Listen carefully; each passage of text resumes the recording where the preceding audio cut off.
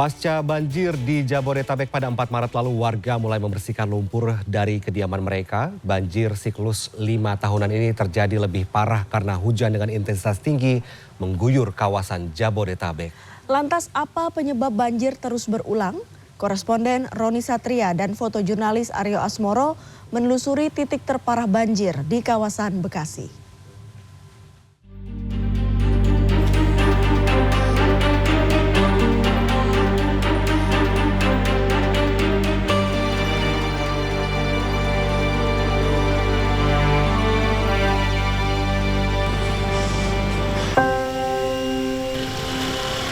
Kendati banjir mulai surut, namun seluruh permukaan jalan ini diselimuti lumpur tebal.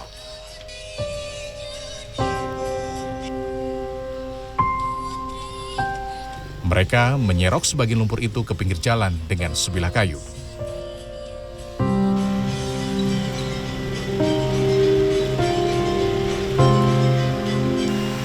Di sudut gang lainnya, sekelompok warga menggosok-gosok perkakas yang ditutupi material lumpur, berharap peralatan itu masih dapat digunakan.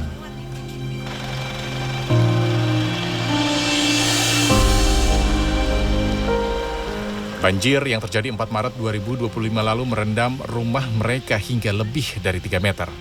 Lebih dari 22.000 kepala keluarga terdampak yang tersebar di 26 kelurahan. Sebagian dari mereka mengungsi, namun sebagian lainnya ada yang menumpang di rumah kerabat atau bertahan bersama lumpur yang tersisa di rumah mereka. Tentu ini akibat dari curah hujan yang begitu tinggi, cuaca ekstrim.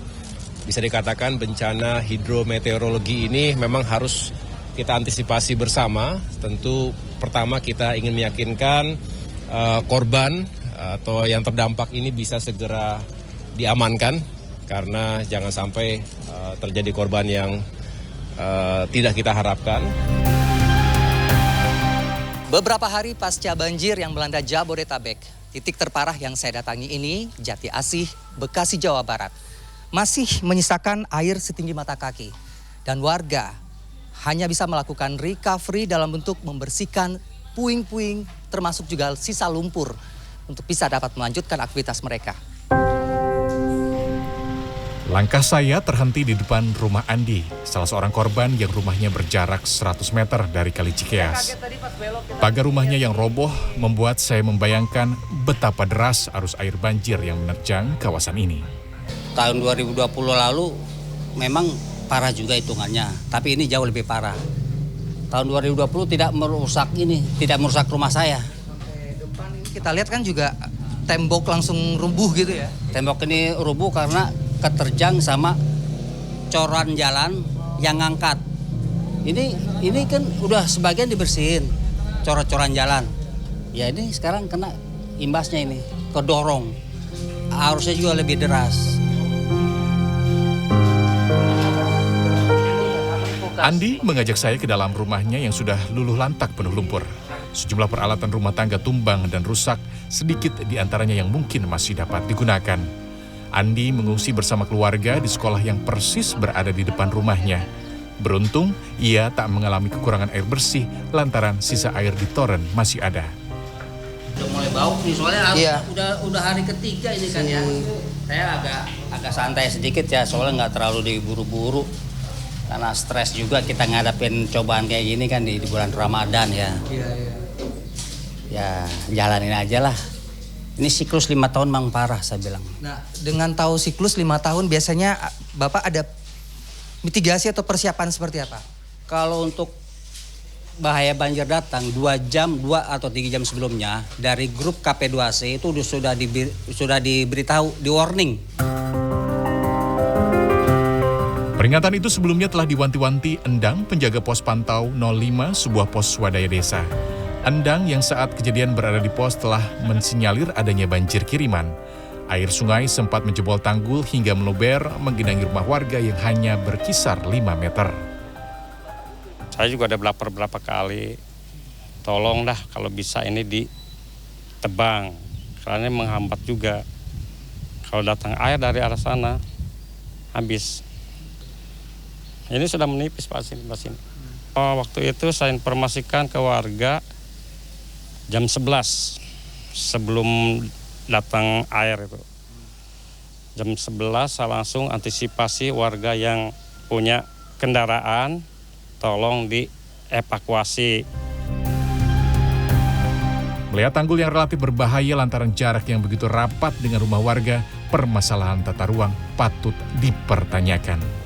Setiap upaya perubahan tata ruang tadi ya, yang tadinya umpamanya berubah daerah berupa rawa-rawa, situ, bahkan sawah ya, untuk berubah menjadi pemukiman harus ada izin dari pemerintah daerah. Artinya para pengembang mengajukan izin dulu untuk mendapatkan izin perubahan tata ruangnya, untuk baru kemudian pembangunan perumahan. Nah, pada saat pemberian izin tadi, di situ kan sudah terlihat ada perubahan tata ruang yang akan tentu konsekuensi logisnya akan terjadi ancaman bencana. Gitu. Sementara itu Green Press Indonesia mengungkapkan curah hujan tinggi yang kerap dikambing hitamkan sebagai faktor alam justru memiliki kontribusi atas ulah manusia.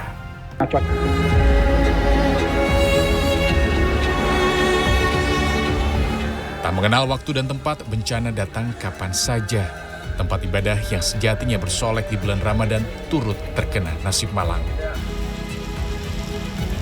Ini bukanlah bencana alam, sebab alam tak akan menyengsarakan manusia.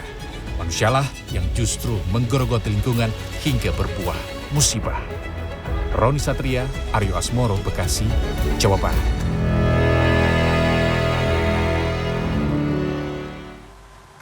Banjir yang menggenangi perumahan Sahari Indah Permai 3, Kabupaten Bekasi mulai surut. Meski saat ini masih terdapat genangan air di sekitar jalan kompleks, warga sudah mulai membersihkan sisa banjir dibantu para prajurit TNI AD. Suasana di perumahan Sahari Indah Permai 3 Bekasi, di mana setelah banjir Senin malam menggenangi wilayah ini, saat ini masih terdapat beberapa genangan air yang terlihat, meskipun juga ada beberapa wilayah yang sudah kering ya. Saat ini genangan airnya mungkin sekitar 10 atau 20 cm di beberapa bagian, dan saat ini lagi sedang proses bersih-bersih dibantu oleh TNI. Bisa dilihat ya di sebelah kiri saya, dari para TNI datang untuk membantu warga, dan juga kita akan langsung tanya sama salah satu warga. Selamat pagi Ibu. Dengan Ibu siapa namanya? Ibu Sutami. Ini bersih-bersihnya mulai dari jam berapa Bu? Dari pokoknya jam 5-an lah sore. Semenjak itu aja disedot air, kan udah mulai itu ya surut. Itu baru kita bersih-bersih. Bersih-bersih juga pakai airnya, air ini banjir. Barang apa saja Bu yang bisa diselamatkan? Yang bisa diselamatkan apa ya? Piring paling itu bisa dicuci lagi. Iya itu. Barang-barang elektronik berarti semuanya rusak ya? Elektronik ya, paling yang selamat ya ini doang sih. AC, kayak kulkas, mesin cuci itu, kayak kompor itu udah terendam itu udah. Ini juga nggak tahu nih kompor bisa dipakai. Ini bersih-bersihnya dibantuin siapa saja sih Bu? Udah dari kemarin? Anak-anak, suami. Sama anggota TNI juga ya? Iya, ini baru tadi tuh. Oke, berarti ini saya akan tunjukkan juga, kemarin tuh banjirnya cukup parah Bu ya? Parah. Ini bisa kita lihat ya, ini adalah bekas dari banjir, mungkin tingginya sekitar 150 cm ya Bu ya. Cukup tinggi. Makasih ya Bu. Sejak Senin malam banjir terus menggenangi wilayah ini hingga Kamis sore. Banjir baru berangsur surut ketika alat pompa milik PMI digunakan. Warga pun dibantu sebanyak 75 prajurit TNI AD untuk membersihkan rumah mereka dari sisa banjir sejak Jumat pagi. Selain mendapatkan bantuan dari TNI, 120 kakak di perumahan ini juga diberikan air bersih dari PMI sebanyak 10.000 liter. Warga mengaku banjir kali ini adalah banjir yang terparah selama 5 tahun terakhir.